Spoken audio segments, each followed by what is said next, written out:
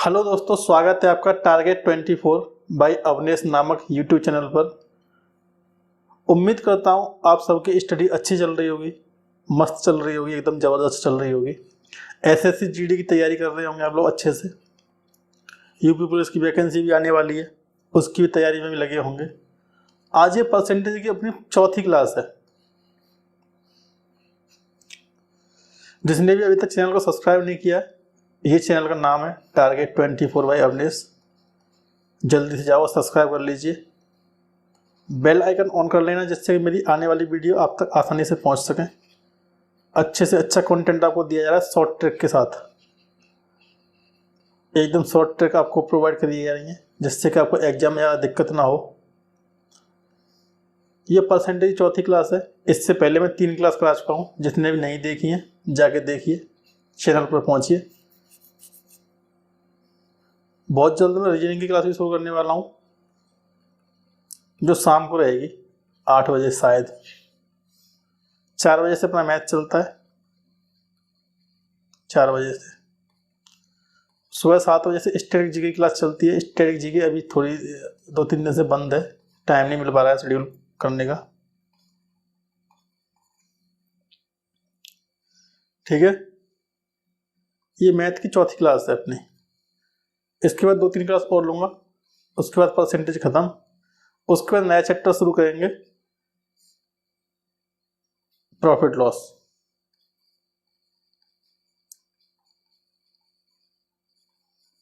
ठीक है, चलिए शुरू कर लेते हैं बगैर देरी करे हुए। आपके लिए एक पॉइंट, एक टाइम, एक सेकंड कीमती है। और आप लोग अपना ख्याल भी रखिए, क्योंकि एग्जाम का टाइम आने वाला है। तो प्लीज़ अपने आप को प्रोटेक्ट करके रखें, क्योंकि डॉक्टर के यहाँ गई तो 10-15 दिन लगते हैं कम से कम रिकवर होने में। फिर पढ़ाई का मन नहीं करता, वो अलग। तो इसलिए प्लीज़ अपने आप को बचा के रखिए, अच्छे से ठंड वंड से, सॉक्स वॉक्स पहन के अच्छे से पढ़ाई करें। चलिए शुरू करते हैं पहले क्वेश्चन से। दो संख्याओं का योग है 400। दो संख्याओं का योग कितना है? 400। यदि बड़ी संख्या में 16% की कमी कर दी गई। जब किसी संख्या में कमी या वृद्धि की जाती है तो वो 100 में ऐड या माइनस होता है। ठीक है, तो पहली बड़ी संख्या में हम मान लेते हैं, बड़ी संख्या पहली वाली बड़ी संख्या है। बड़ी संख्या में 16% की कमी कर दी गई, तो माइनस माइनस क्या, गुणा 84। क्योंकि 100 में से माइनस कर देंगे, कमी करी गई है, तो 84% बराबर दूसरी संख्या या छोटी संख्या में 16% की वृद्धि करेगी। 116/100। 100 से 100 खत्म। फर्स्ट रेशियो सेकंड का आ गया रेशियो 116/84। कैसे आ गया, यहां से देखिए, फर्स्ट बट्टे सेकंड 116/84। इसी को ऐसे लिख सकते हैं, कोई दिक्कत नहीं है। ठीक है, 16% की वृद्धि कर दी जाती है तो प्राप्त संख्या बराबर हो जाती है। तो छोटी संख्या ज्ञात कीजिए। तो जाहिर सी बात है, जिसका रेशियो ज्यादा उसकी वो संख्या बड़ी, जिसका रेशियो छोटा वो संख्या छोटी। दोनों का ऐड कितना है? 200 हमारे हिसाब से, लेकिन संख्या में कितना देखा है, वो क्वेश्चन में कितना दे रखा है? 400। तो 400/200 गुणा कौन सी संख्या पूछ रहा है? छोटी संख्या 84 से गुणा कर लीजिए। 200 से 2 बार कट जाएगा ये, 84 दूनी 168। राइट आंसर क्या है? 168। ठीक है, कोई दिक्कत नहीं हुई, इजी क्वेश्चन है। क्वेश्चन करा चुका हूं मैं ऐसे पहले भी। नेक्स्ट क्वेश्चन, दो संख्याओं में से छोटी संख्या का 20% बड़ी संख्या के 14% के बराबर है। इसमें वृद्धि की बात नहीं करी गई है, ना कमी की बात करी गई है, तो इसको 100 में से ना घटाएंगे ना जोड़ेंगे, इसको सीधे सीधे रखेंगे। छोटी संख्या मान लेते हैं पहली का 20% बराबर है दूसरी संख्या का 14%। तो फर्स्ट रेशियो सेकंड कितना आ गया, 14/20। 2 से काट देंगे 7 बार, 2 से काट देंगे 10 बार, ठीक है। तो ये आ गया रेशियो 7/10। ये बोल रहा है दोनों संख्याओं का योग 8942 है। तो पहली प्लस दूसरी दोनों संख्या वो ये कितना है, 8942। 8942 है। तो बड़ी संख्या पूछ रहा है, बड़ी संख्या कौन सी होगी, जिसका रेशियो ज्यादा होगा ये। तो 8942 अपॉन टोटल 17 गुणा बड़ी संख्या 10। 17 से इसको काट देंगे, 17 पंजे 85, 5 बार बचे 4, 44, 17 दूनी 34, बचे 10, 102 हो जाएंगे यहाँ पे, 17 छक्के 102। तो ये हो गया 526 गुणा 10, 5260। Option C is the right answer, ठीक है। कोई दिक्कत आगे समझ में अच्छे से?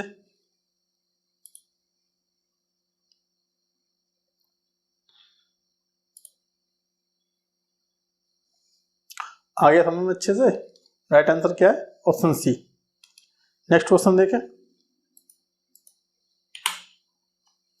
प्याज की कीमत में 50% की वृद्धि करी गई। प्याज की कीमत में क्या करा गया, 50% की वृद्धि, यानी 1/2 की वृद्धि। पहले प्याज की कीमत 2 रुपए थी, तो अब कितनी कर दी गई, 3 रुपए बढ़ा के। पहले कितनी थी, 2 रुपए, अब कितनी कर दी, 3। क्योंकि पहले वाली कीमत नीचे आती है, जो बढ़ी हुई वृद्धि है वो ऊपर आती है वृद्धि। तो 2 से बढ़ के 3 हो गई प्याज की कीमत। तो प्याज पर व्यय हमें उतना ही रखने के लिए उपभोग में कमी करने का प्रतिशत क्या होगा। दोनों का एलसीएम ले लेते हैं, क्या 6 हो गया, 2 और 3 का एलसीएम 6 हो गया। 2 रुपए किलो प्याज आ रही थी पहले, तो 6 रुपए में कितनी आएगी, 3 किलो। हम पहले 3 किलो प्याज खा रहे थे पहले, जब प्याज सस्ती थी तब। अब प्याज पे 50% की वृद्धि हो गई, तो अब 6 रुपए में कितनी प्याज आएगी, 3 रुपए किलो हिसाब से 2 किलो। पहले खा रहे थे हम 3 किलो, अब खा रहे हैं हम 2 किलो। कोई दिक्कत, पहले खा रहे थे हम 3 किलो, अब खा रहे हैं 2 किलो, यानी 1 किलो प्याज हमने कम कर ली 3 किलो पैसे। इंटू परसेंटेज के लिए 100। राइट आंसर 33 सही, 1/3%। इतनी हमें खपत में कमी करनी पड़ेगी, ठीक है। इतनी हमें खपत में कमी करनी पड़ेगी, जिससे कि हमारा खर्च उतना का उतना ही रहेगा, बढ़ेगा नहीं खर्च हमारा, ठीक है। Next question. एक व्यक्ति के पास कुछ धनराशि है, हमें नहीं पता कितनी धनराशि है, ठीक है। एक व्यक्ति के पास कुछ धनराशि है, उसने उस राशि का 20% एक वस्तु खरीदने में, उसने उस राशि का 20% एक वस्तु खरीदने में खर्च किया, शेष का 5% परिवहन पर खर्च किया। इसके बाद उसने 120 रुपए दान कर दिए, ठीक है। तदनुसार यदि उसके पास 1400 रुपए शेष बचे, 1400 उसके पास बचे, 120 उसने दान कर दिए, ये दान है, ये बचे 20% उसने वस्तु खरीद ली और 5% उसने परिवहन पर खर्च किया। मान लेते हैं उसके पास 100 रुपए थे,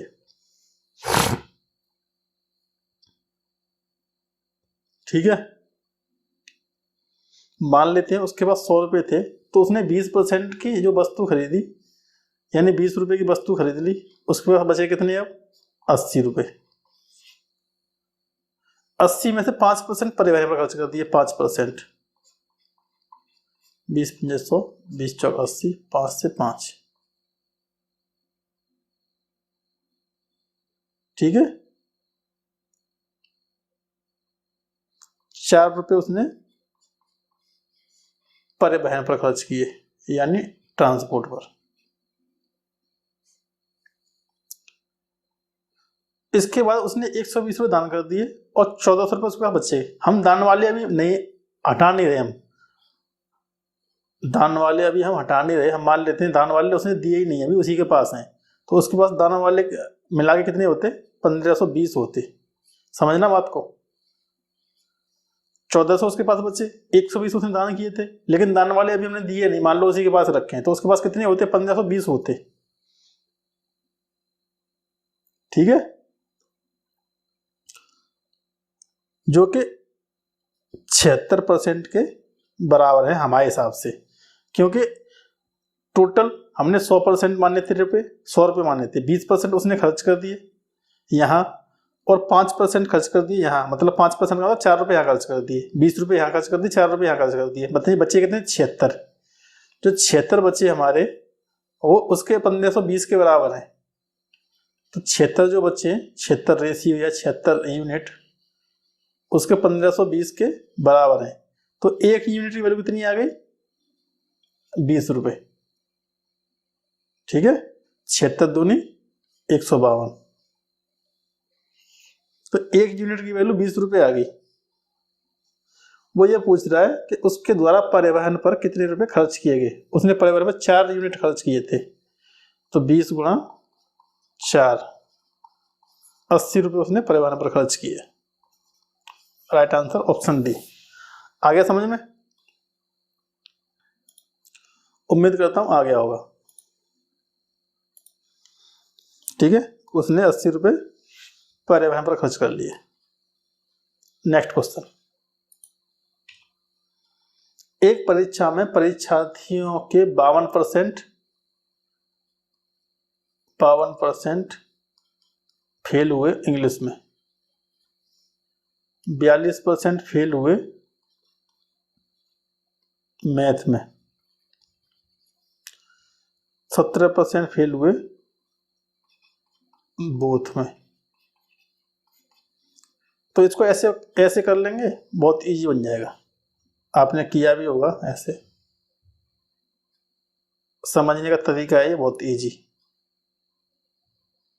ये हमने 2 गोले बना लिए, एक गोला ये वाला है इंग्लिश वाला, एक गोला ये है मैथ वाला। ठीक है,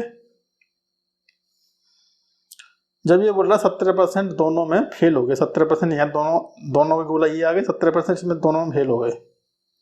तो इंग्लिश में कितने फेल हुए थे? 52%।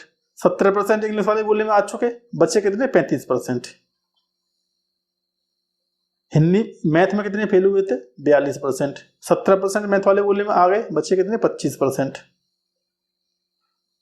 टोटल को ऐड कर लो, 100 में से घटा लो, 35 और 25 60 और 17 77% फेल हो चुके, जो बचे कितने? 23%, यही पास हुए।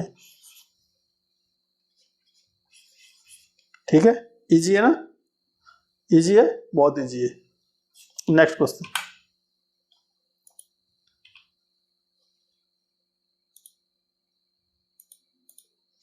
एक व्यक्ति ने किसी संख्या को, इंपोर्टेंट क्वेश्चन है, एग्जाम में बहुत पूछा जाता है। एक व्यक्ति ने किसी संख्या को 5/3 के बजाय 3/5 से गुणा कर दिया। हम संख्या क्या मान लें? हम संख्या ऐसी मानेंगे जो हमारे लिए इजी पड़े। तो हम 3 और 5 का एलसीएम ले लेते हैं, कितना हो गया? 15। हमने संख्या 15 मान ली। अगर 15 को 5/3 से गुणा करने को कहा जाए, ठीक है, लेकिन वो गुणा कर दे 15 को 3/5 से, तो दोनों में अंतर कितना है? 3 से ये 5 बार कट गया, आंसर आना चाहिए था 25। ठीक है, लेकिन आंसर आया कितना? 9। आंसर आना चाहिए था 25, आया है 9। गणना में प्रतिशत त्रुटि पूछ रहा है, वो कितने % की त्रुटि हुई है? आना चाहिए 25, आया है 9। 9/25 इंटू 100, 25 चौके 100, 9 छक्के 36% की त्रुटि हुई है। ठीक है, नेक्स्ट क्वेश्चन। यदि किसी उत्पाद की कीमत पहले 25% कम करी जाती है, पहले 25% कम करी जाती है, फिर 20% बढ़ा दी जाती है। 25% का मतलब 1/4 और 20% का मतलब 1/5। तो कीमत पहले 4 रुपये थी तो 1 रुपये हमने कम कर दी, अब कितनी हो गई? 3 रुपये रह गई। और बढ़ाने की कहानी आती है तो पहले कीमत 5 रुपये थी तो बढ़ा के हमने 6 रुपये कर दी। ठीक है, तो कीमत में प्रतिशत परिवर्तन पूछ रहा है ये। तो 5 चौके 20, 6 18। पहले जो हम 20 रुपये की कोई वस्तु बेच रहे थे या हम 20 रुपये में कोई वस्तु खरीद रहे थे, वो 18 रुपये में 20 या खरीद रहे हैं, तो 2 रुपये का परिवर्तन हुआ है 20 रुपये से इंटू 100, 2 से 10 बार, 10 से 10 बार, यानी 10% की कमी हुई है हमारे खर्चे में या हमारे व्यय में। ठीक है, 10% की।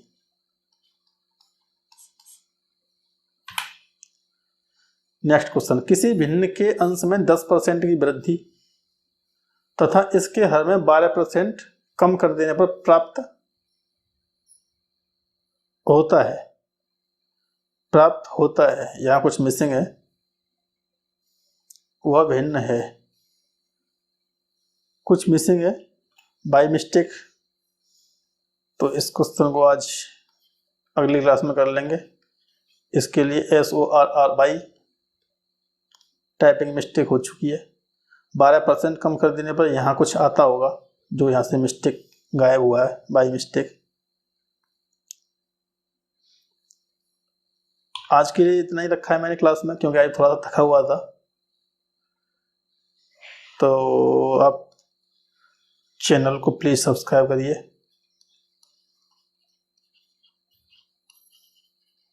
ठीक है, SSC GD की पूरी क्लास में मैथ की ख़त्म करवाऊंगा, रीजनिंग भी मैं ही ख़त्म करूंगा।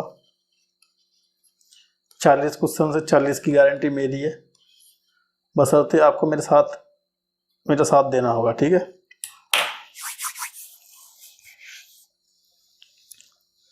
और अच्छे से पढ़ाई करो, किसी भी बहकावे में ना आए, इधर उधर भटके नहीं। कोई आपसे कुछ भी बोले कि मैं ऐसे करा दूंगा, बनाने दिखाने तरीके से करा दूंगा, सब बकवास है।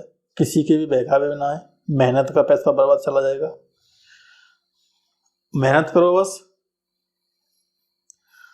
सफलता ही, संघर्ष ही सफलता की कुंजी है। ये भी बात आपको पता होगी, जितनी आप मेहनत करेंगे उतनी ही नज़दीक आप अपनी सफलता के पहुंच जाएंगे। SSC GD के लिए आप जी जान लगा दीजिए। 26 हज़ार के आसपास वैकेंसी आई है इस बार, पिछली बार से आधी वैकेंसी कर दी गई है। पिछली बार शायद 51,000 कुछ थी, इस बार 26,000 के आसपास है। तो आपको मेहनत भी डबल करनी पड़ेगी, मेहनत भी डबल कर दीजिए और स्मार्ट स्टडी करिए। स्मार्ट स्टडी ऐसे नहीं कि लगे पड़े 16 घंटे 18 घंटे, समझ में कुछ आ नहीं रहा है। स्मार्ट स्टडी करो, 6 घंटे से 8 घंटे पढ़ो, लेकिन पढ़ो स्मार्ट एकदम। जब पढ़ो तो पूरा फोकस 100% किताबों में या जिस भी चीज़ से आप पढ़ रहे हो, मोबाइल से पढ़ रहे हो, तो 100% अपना पढ़ाई में दो उस टाइम। अगर आप खेल रहे हो तो 100% अपना खेलने में दो। ऐसा नहीं कि आप खेल रहे हो, दिमाग में चल रहा है मुझे पढ़ना है, वो भी बेकार चीज़ है। ठीक है, जिस भी टाइम पढ़ते हो आप, सुबह में पढ़ते हो, रात में पढ़ते हो, दिन में पढ़ते हो, जिस भी टाइम आपको सूटेबल लगे आप उसी टाइम पढ़िए। ऐसा नहीं कि सुबह 4 बजे जल्दी जगने से पढ़ाई अच्छी हो जाती है, ऐसा कुछ नहीं है। या रात में पढ़ने से ज़्यादा नंबर बनते हैं, ऐसा भी कुछ नहीं। जब आपको लगे कि मुझे पढ़ना चाहिए उस टाइम पे आप पढ़ें। सबके अपने अपने बॉडी, सबके अपने अपने रूल, सबके अपने अपने नियम होते हैं। कोई सुबह 4 बजे भी पढ़ता है, कोई रात में 12 बजे भी पढ़ता है, तो अपनी अपनी चॉइस है ये। तो ऐसा कुछ नहीं है कि सुबह 4 बजे जगना है आपको। अगर जगते हैं तो अच्छी बात है, नहीं जगते तो कोशिश ना करना, अपने जिस टाइम पढ़ रहे हैं उसी टाइम पढ़ें। ठीक है, आज के लिए इतना ही इस वीडियो में। नेक्स्ट पार्ट में अच्छे से क्वेश्चन लेके आऊँगा मैं। तब तक के लिए जय हिंद, जय भारत, धन्यवाद।